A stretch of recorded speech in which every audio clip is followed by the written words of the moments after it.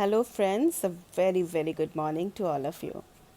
Friends, मैंने last classes में आपसे पब्लिक रिलेशंस के बारे में बहुत चीज़ें डिस्कस की। मैंने ये बताया पब्लिक रिलेशंस क्या होता है, पब्लिक रिलेशंस के मैंने कई एग्जांपल्स बताए हैं, पब्लिक रिलेशन का रूल बताया है।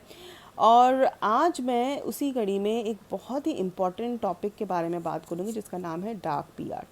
तो मैं आपको ये बताना चाहूँगी कि डार्क पीआर बेसिकली होता क्या है, what is the role of dark PR.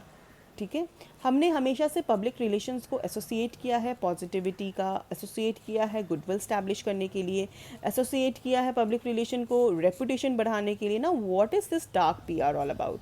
हमने पब्लिक रिलेशंस के आगे डार्क का क्यों इस्तेमाल किया और ये क्या सिंबलाइज करता है, आज मैं इस बारे में बात करूँगी। ये बहुत ही ज़्यादा इंपॉर्टेंट टॉपिक है, एग्ज़ाम्स में बहुत बार पूछा जा चुका है, इसीलिए मुझे लगा कि ये आपके साथ डिस्कस करना बहुत ज़रूरी है।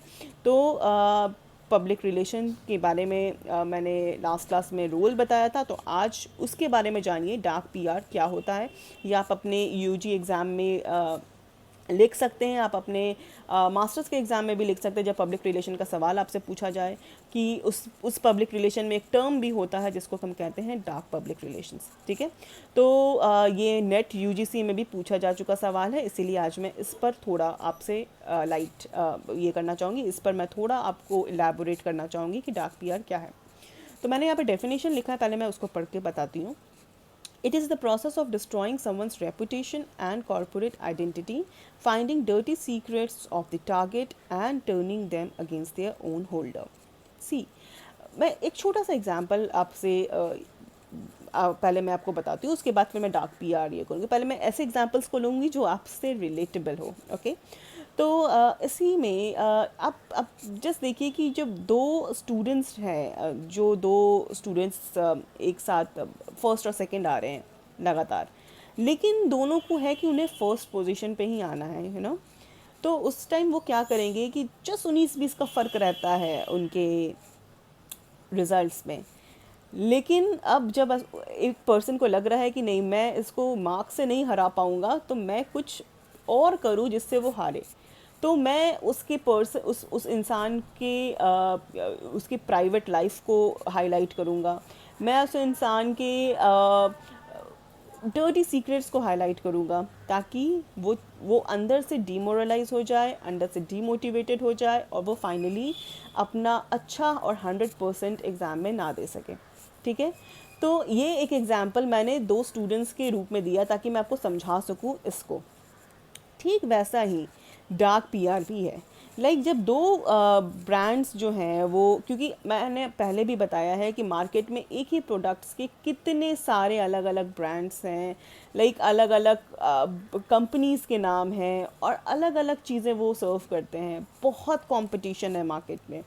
तो उस वक्त ये डार्क पीआर उन लोगों को जब जब वो कंपटीशन में नहीं हरा सकते हैं, तब वो डार्क पीआर का इस्तेमाल करते हैं, which is very illegal, which is unauthorised, which is not acceptable. मैं इसके पहले भी बता देती हूँ आपको कि ये अच्छी चीज़ें नहीं है, it is just not acceptable. तो ये डार्क पीआर में क्या है, जैसे कि मैंने पहले ही पढ़ा, it is the process of destroying someone's reputation and corporate identity, finding dirty secrets of the target. यानी कि उनके डर्टी सीक्रेट्स, यानी दूसरे कॉम्पिटिटर के डर्टी सीक्रेट्स को निकालना, हाईलाइट करना, मीडिया तक पहुंचाना, उसको डिफेम करना, उसको स्लैंडर करना, और उसकी जो भी कस्टमर का जो बेस है उसको पूरी तरीके से डिस्ट्रॉय करना, ये डार्क पीआर का काम होता है। मैंने यहाँ पे एग्जाम्पल भी दिया है, burger Kings dark PR act. Burger king, जो हम लोग बर्गर किंग खाते हैं, ये एक एग्जाम्पल है। बर्गर किंग ने डार्क पीआर एक्ट का इस्तेमाल किया था, जिसमें लिखा था, why dine with joker when you can dine with a king. तो यहाँ पे जोकर किसको सिंबलाइज कर रहा है? बर्गर किंग का कॉम्पिटिटर कौन होगा? बर्गर किंग का कॉम्पिटिटर है मैकडोनल्ड्स। ठीक है, तो हम लोग जोकर सिंबलाइजेस मैकडोनल्ड्स। तो इसमें बर्गर किंग ने डार्क पीआर एक्ट में क्या किया था, why dine with the joker when you can dine with the king. आप जोकर के साथ क्यों खाना खाते हो जब आपको मौका मिल रहा है एक राजा के साथ खाने का, तो बर्गर किंग ने किंग का जो क्राउन है उसको अपने इमेज में हाईलाइट किया है, और मैकडोनल्ड्स ने जोकर को हाईलाइट किया। आप देखेंगे कि सिटिंग एरिया में एक जोकर बैठा रहता है जिसके साथ हम फ़ोटो खिंचाते हैं, जो बहुत पॉपुलर है। और बर्गर किंग के बाहर आपको एक किंग साइज़ कुछ दिखेगा, किंग का फ़ोटो दिखेगा, किंग के क्राउन का फ़ोटो दिखेगा, नॉट किंग, किंग के क्राउन का फ़ोटो दिखेगा। तो ये एक डार्क पीआर एक्ट में आता है, क्योंकि आप हमला कर रहे हो डायरेक्टली जोकर यानी कि मैकडोनल्ड्स पर, और हमला कर रहे हो आप कि why dine with the joker, like ये जोकर मैकडी को कहीं ना कहीं टारगेट कर रहा है, और उनको ये बता रहा है कि यार प्लीज़ एक जोकर के साथ मत खाओ जब आपको मौका मिल रहा है एक किंग के साथ खाना खाने का। तो दिस इज़ ये डार्क पीआर एक्ट के अंतर्गत आता है, और जो कि कह सकते हैं कि मार्केट में this things are not good, this things are not acceptable, this things are not authorised.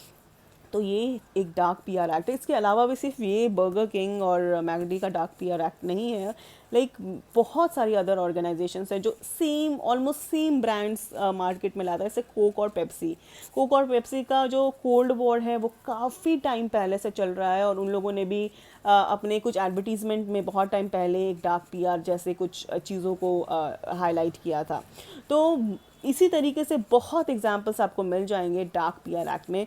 तो मैंने डार्क पीआर एक्ट में और जो चीज़ें इस्तेमाल होती हैं वो है honey traps, false content, unauthorised leaks, यानी कि अनऑथोराइज तरीके से उनके प्राइवेट इंफॉर्मेशन को निकालना और उसको पब्लिकली बताना, ताकि उनका जो कस्टमर बेस है वो बिल्कुल डिस्ट्रॉय हो जाए, वो बिल्कुल शून्य हो जाए।